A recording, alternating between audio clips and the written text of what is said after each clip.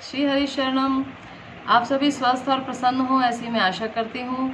और मुस्कुराते हुए स्वास्थ्य प्रबंधन की इस नई श्रृंखला में मैं आज आपसे एक प्रश्न पूछना चाहती हूँ। अपने बच्चों के स्वास्थ्य के प्रति सभी माता पिता सजग रहते हैं, परंतु मेरा प्रश्न यह है कि क्या हमारे घरों के अंदर हमारे बच्चे सब प्रकार से तीनों समय 4, 5, 6 समय भोजन करने वाले क्या कहीं भी कुपोषण का शिकार तो नहीं हो रहे? आपको आश्चर्य अवश्य होगा यह बात सुनकर। आप सोचेंगे ये कुपोषण तो हमने पुराने समय में सुना था, जब भारत में कुछ स्थानों पर भूखमरी थी और अन्न की आपूर्ति नहीं होती थी, तो हम ये सुनते थे कि बहुत लंबे काल तक बच्चों को जब संतुलित आहार नहीं मिलता तो वे कुपोषण का शिकार हो जाते हैं। और अभावग्रस्त कुपोषण के प्रभाव से उस काल में महिलाओं को और बच्चों को, या आज भी कई स्थानों पर अभावग्रस्त कुपोषण के प्रभाव से महिलाओं को बहुत प्रकार के अनीमिया जैसे रोग हो जाते थे, घेंगा रोग हो जाता था और सूखा रोग बच्चों में पाया जाता था, जो बिल्कुल उनके शरीर के अंदर ग्रोथ नहीं हुआ करती थी, और हड्डियों की कमज़ोरी हो जाना, ये सारे जो हैं, और रोग प्रतिरोधक क्षमता का कम हो जाना, बिल्कुल जो उनका अस्थि पंजर जैसा जो है वो दिखने में शरीर हो जाया करता था। परंतु आज के समय में एक बहुत बड़ा यह प्रश्न चिन्ह मैं आपके सामने आज रख रही हूँ। ये तो अभाव के कुपोषण है। क्या कभी आपने ऐसा भी सोचा है कि भोजन जो हम खा रहे हैं, ये जो चीज़ हम अपने बच्चों को खिला रहे हैं आज के समय में, उसके प्रभाव से भी हमारे बच्चे कुपोषण का शिकार हो सकते हैं? जी हाँ, कुपोषण क्या है? कुपोषण इज कॉल्ड मेल न्यूट्रिशन। इसकी सही व्याख्या ये है कि संतुलित आहार और संपूर्ण पौष्टिक तत्वों के अभाव से हमारे बच्चों की जो जीवन शैली यदि लंबे समय तक प्रभावित रही, तो फिर हमारे बच्चे जो हैं वे कुपोषण का शिकार हो सकते हैं। और इस कुपोषण के लक्षण क्या है, हम कैसे पहचाने कि कहीं हमारा बच्चा भी दिखने में हट्टा कट्टा है परंतु कहीं वो कुपोषित तो नहीं है? तो ऐसी पहचान करने के कुछ प्रमुख अंग हैं, उनको मैं आपको अंत में बताऊंगी कि आप कैसे पहचाने कि आपका बच्चा स्वस्थ है अथवा कुपोषित है।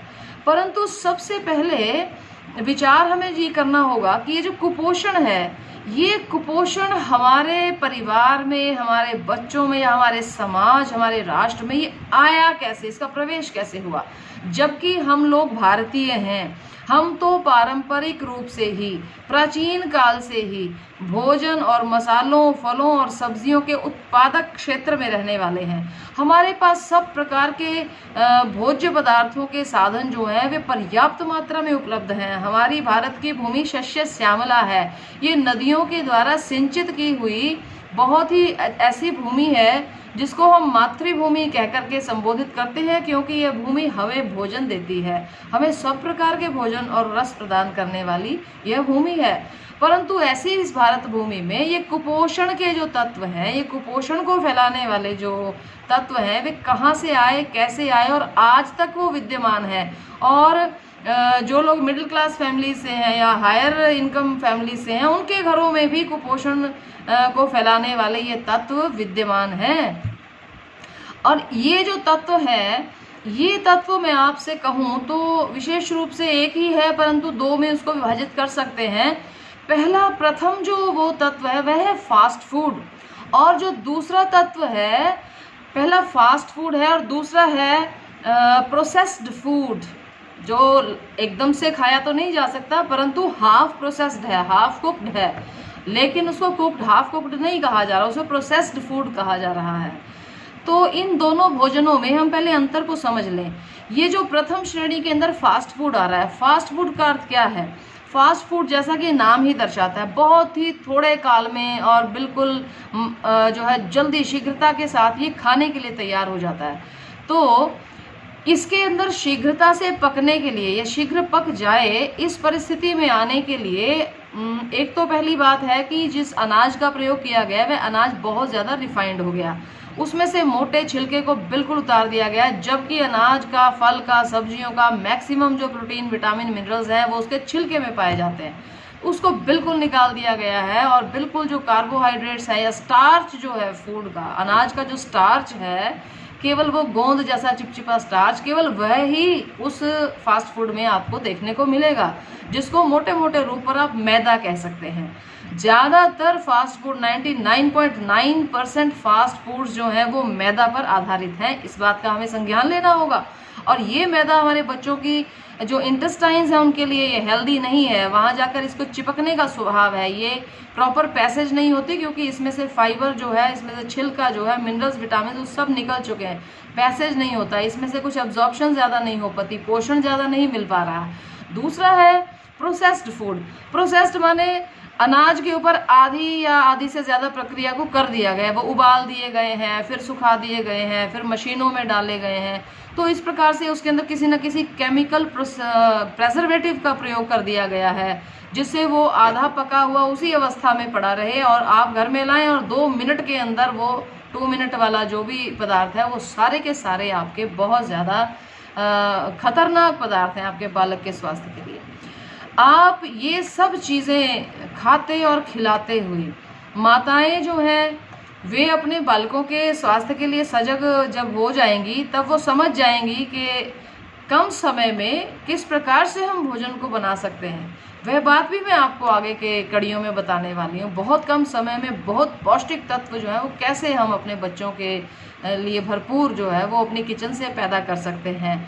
अब जो बात आई ये फास्ट फूड और ये प्रोसेस्ड फूड यदि इतना ज़्यादा हानिकारक है तो समाज में इसका इतना प्रचलन क्यों है? क्यों ये हर जगह बिक रहा है? क्यों हर मार्केट के अंदर ये अवेलेबल है? क्यों एक फ़ोन कॉल के ऊपर आपके बच्चे जो हैं वो स्वयं ही इसको घर में मंगा लेते हैं? क्यों आपने अपने बच्चों को वो रास्ता दिखाया है कि इस प्रकार से ये खराब भोजन हम घर में ले आएँ, उसी से पेट को भर लें और फिर लेथार्जिक होकर के, आलसी होकर के पड़े रहें दिन भर उसको खा करके? तो ये जो है इसके लिए 2 चीज़ें जिम्मेदार हैं।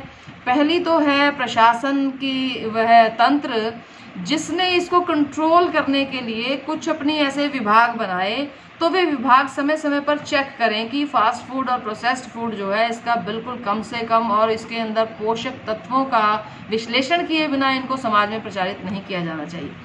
दूसरी बात है झूठा प्रचार, फॉल्स एडवर्टाइजमेंट। अब ये इस प्रकार की गलत चीज़ों को खा करके और उसमें जो इश्तिहार है, जो उसका एडवर्टाइजमेंट है, उसमें दिखाया जाता है कि बच्चा जो है वो बहुत सेहतमंद हो गया है, उसमें पावर आ गई। लेकिन वे लोग हमारा मूर्ख बना रहे हैं, हमें वो ठग रहे हैं, हमें वो हमारे को जो है छल रहे हैं, हमें वो गलत इन्फॉर्मेशन दे रहे हैं कि इस प्रकार का फास्ट फूड खा करके, प्रोसेस्ड फूड खा करके कोई बच्चा ताकतवर हो गया और उसने इतनी लंबी छलांग लगाई कि पहाड़ों को पार कर गया। ये सब जो है हमें मूर्ख बनाने के तरीके हैं। तो ये झूठे प्रचार से हमें बचना चाहिए, हमें अब लौट के आना चाहिए। अब आप सोच रहे होंगे कि नहीं ये सब बातें तो ऐसे हैं, हमारे बच्चे जो हैं वो तो बिल्कुल बढ़िया हष्ट पुष्ट हैं और खूब लड़ते झगड़ते उछलते कूदते हैं। परंतु मैं आपसे आज कुछ ऐसी 5-7 बातें रखना चाहती हूँ जिसे हम एक क्राइटेरिया मान लें, जिसे हम एक ऐसा क्राइटेरिया मान लें कि जिसके ऊपर हम अपने बच्चे के स्वास्थ्य को आंकलन कर सकते हैं। सबसे पहली बात हम सिर से शुरू कर देते हैं। क्या छोटी उम्र में, बालपन में बच्चों के बाल सफ़ेद होने की समस्या आ रही है तो बच्चा कुपोषित है। ध्यान देना इस बात पर। क्या बच्चों के अंदर गंजापन या कम बाल होना ये आ रहा है तो बच्चा कुपोषित है। बच्चों की आंखें कमज़ोर हैं, आंख पर चश्मा चढ़ गया है, बच्चा कुपोषण का शिकार है। जी, ये आपको स्वीकार करना पड़ेगा। अगर बच्चों के नेत्र ज्योति कम हो गई है तो बच्चे के अंदर पौष्टिक तत्वों की कमी है, ये आप भी समझ सकते हैं। इसी प्रकार से दांतों में कैविटीज़ हो जाना और दांतों का समय से पहले गिरना शुरू हो जाना बच्चा कुपोषण का शिकार है, गलत खान पान का शिकार है।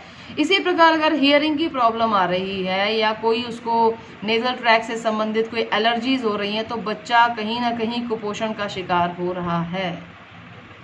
ये जो एलर्जिक स्नीजिंग है वह भी हमारे कुपोषण का ही परिणाम है कि हमने अपने खान पान को, हमारी जो internal lining of the body है, जो इंटेस्टाइन्स की इंटरनल लाइनिंग है, हमने उसको मैदा आदि प्रोसेस्ड चीज़ें खिला करके हमने उसका स्वरूप इतना बिगाड़ दिया है। उसी इंटरनल लाइनिंग के डिस्टर्ब हो जाने से, वही इंटरनल लाइनिंग हमारी साइनस तक जुड़ी हुई है, वहीं से हमें ये सारी समस्याएं जो हैं इनकी जड़ जो है वो हमारे भोजन में ही आपको मिलने वाली है। ठीक इसी प्रकार से हमारे बच्चों के अंदर जो है मसल्स, जो पेशियां हैं, पेशीय तंत्र मजबूत होने की बजाय आयु के साथ जब शरीर बढ़ता है तो उनकी पेशियां मजबूत होनी चाहिए, हड्डियां मजबूत हो जानी चाहिए। लेकिन पेशियां मजबूत होने की बजाय हमारे बच्चे के शरीर के अंदर फैट बढ़ता जा रहा है, उसके अंदर जो है मोटापा बढ़ता जा रहा है, और मोटापे की वजह से कम ही आयु में बच्चे डायबिटीज़ का भी शिकार हो रहे हैं। यहाँ तक कि उच्च रक्तचाप, हाई ब्लड प्रेशर भी बच्चों में रिकॉर्ड किया जा रहा है। तो ये सारे के सारे बच्चे जो हैं ये कुपोषण के शिकार हो चुके हैं। आप कुपोषण की परिभाषा को ठीक से समझें। एक संतुलित आहार जो संपूर्ण पोषक तत्वों, जिनका जीवन निर्वाह के लिए होना अनिवार्य है, उन संपूर्ण पोषक तत्वों के अभाव में, संतुलित भोजन के अभाव में लंबे समय तक जब कोई बालक रह जाएगा तभी वह कुपोषण का शिकार हो जाएगा। और ये सारी जो चीज़ें हैं अगर आज हमारे समाज के अंदर हैं तो ये कल को हमारे भविष्य के लिए, राष्ट्र के भविष्य के लिए, परिवार भविष्य के लिए, हमारे बालकों के भविष्य के लिए बहुत ज़्यादा खतरनाक साबित होने वाली है। मोटापा जो है वह बच्चे की आयु को एक बंधन में बांधने वाला है। ब्लड प्रेशर की प्रॉब्लम, डायबिटीज़ की प्रॉब्लम है, ये उसकी आयु को बांधने वाली है, उसको सीमित करने वाली है। और अगर आयु है भी तो वह प्रसन्न होकर जीवन नहीं जी पाएगा, आनंदपूर्ण जीवन उसको नहीं मिलने वाला। वह कष्ट और वेदना से भरा हुआ जीवन जिए, ऐसा कोई भी माता पिता नहीं चाहते। तो इन कुछ क्राइटेरिया पर हमें देखना है कि कहीं हमारे बच्चे जो हैं वे गलत खान पान के प्रभाव से कुपोषित तो नहीं हो रहे। फिर आप ये जरा कल्पना कीजिए कितने प्रकार की डेयरी प्रोडक्ट्स जो हैं वो इन पिज़्ज़ा, बर्गर आदि चीज़ों में प्रयोग में लाई जाती हैं। लेकिन वास्तविकता देखी जाए तो उतनी डेयरी फार्मिंग तो भारत में नहीं हो रही जितनी मात्रा में डेयरी फार्मिंग, जितना मिल्क प्रोडक्शन हम दुधारू पशुओं से, पालतू पशुओं से ले रहे हैं, उससे कहीं अधिक मात्रा में हमारे पास ये क्रीम इत्यादि जो इन फास्ट फूड्स में या चीज़ वगैरह जो है वो अवेलेबल हो रहा है।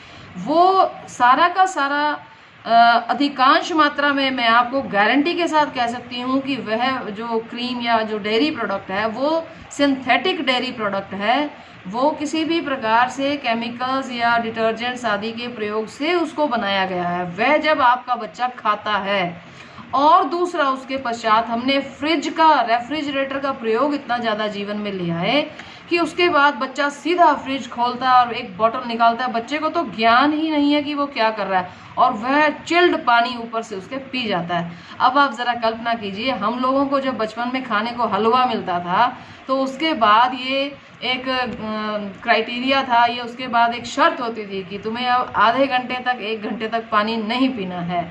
अगर बहुत प्यास लगी है तो भी बहुत थोड़ा पानी, वह भी कोसा करके मिलता था, उसे भी कहा जाता था कि एकदम से पानी नहीं पीना। अगर मूंगफली खाई है तो पानी नहीं पीना चाहिए, मूंगफली खाई तो थोड़ा गुड़ खा लो।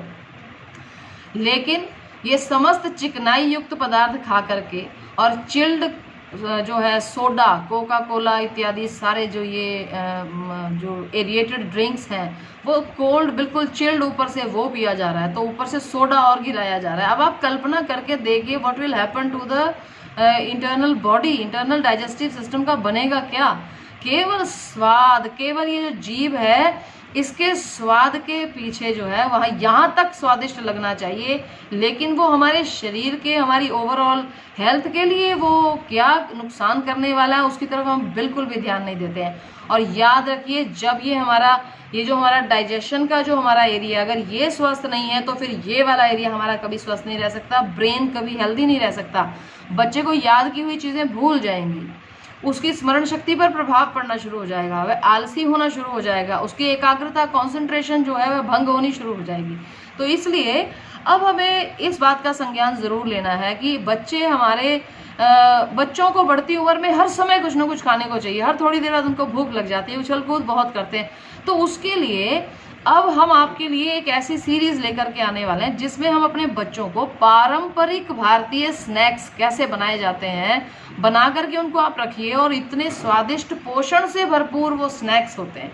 तो ऐसे स्नैक्स, मेरा सभी माताओं से ये अनुरोध है कि वो दोबारा से अपनी नानी और दादी के बताए हुए जो नुस्खे हैं उन पर दोबारा लौटें, और यदि उन्होंने सीखे ही नहीं हैं तो फिर आसपास में कहीं कोई बुजुर्ग महिलाएं हों तो उनसे सीखिए।